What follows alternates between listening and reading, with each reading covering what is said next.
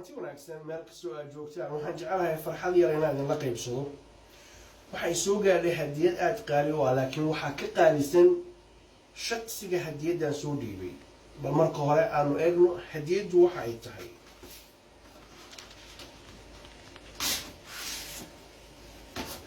hadiyadan qaaliga ah haddaanu furno halkan waxaa ku jira taay ka samaysan xariir ama silk waxa la yiraahdo ragga waaweyn ee khiyaarta loogu talagalay.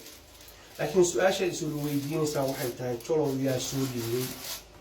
waa shaqsi caan oo aad u taqaanaan sharaf iyo karaamana leh ilaahayna nooga baryayno inuu barakeeyo. waxaa hadiyadan soo dhiibay sida halkan ku qoran baad arkaysaan haday kaamarda soo dhawaan karto. Tayyip Rajab Erdogan ayaa soo dhiibay oo ah madaxweynaha jamhuuriyadda Turki ee aanu nahay walaalaha. wuxuuna usoo dhiibaanay waa Cabdixafiid Maxamuud Jaamac oo marka waxaa laga yaabaa inuu dareemay in aan madaxweyne Soomaaliya ka noqon doono marka si uu maaragtay ila jaan qaado hadiyada qaaliga ay soo dhiibay. markaad madaxweyne tahayna ama aad noqon doontiin waxaad arkaysaa in madaxda caalamku ay kula soo xiriirayso guuliga gobonimo.